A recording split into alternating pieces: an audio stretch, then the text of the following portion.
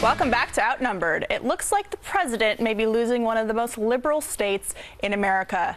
New polls showing Mr. Obama's popularity hitting new lows, 45% in very blue Massachusetts. The blame being put on Obamacare's rocky rollout and the recent slew of administration scandals. The lows in the Bay State mirroring what's happening nationally, the president at 43% in Gallup's daily tracking poll. But if anyone in the White House thinks the president can bounce back in the polls, Politico, in an exhaustive report on presidential popularity going all the way back to the Truman days, says, don't bet on it.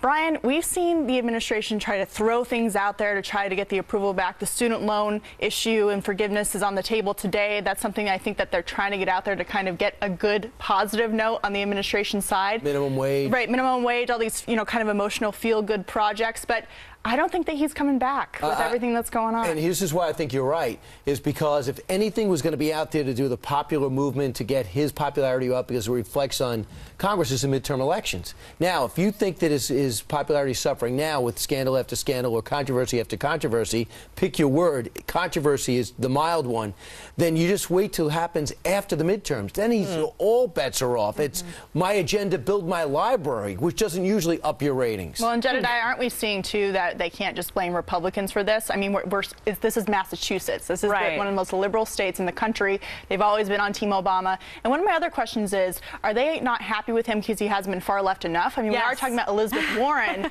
being a senator from Massachusetts. That could also be part of the problem. I would caution against making any judgments about Massachusetts. A lot of my liberal friends have said, well, he's not liberal enough. That argument comes at me all the time. So absolutely. I think with Barack Obama, the big problem for him is Obamacare. And he can't get away from it because it's getting worse and worse for people. Their premiums are going up. Their doctors, all of a sudden you can't go to the doctor that you've had for years. All of a sudden your options are limited. So his poll numbers aren't lifting because the implication of this policy, people are living with that every day. If that didn't exist, maybe his personal likability would come to play and other issues. But these pocketbook issues for people are always number one. And Harris, don't you think that a lot of the problem with President Obama's approval, I mean, for a long time, everyone liked him personally. I think they still do. And, well, I don't know, though, because we've seen since the American people know and have said in polling that they think he lied to them about health care and about keeping their plan. That's when his approval on everything has kind of gone to the tank. Do you think that he can get that back?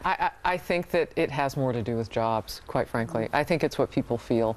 And they can like him as much as they want. But some of the issues that you're mentioning might play a role. The biggest issue for this administration and for this president, though, has been the fact that just up until last week, we were still not generating enough jobs to even get us back to 2007, 2008 levels. That's a huge problem. We just saw negative growth in a quarter.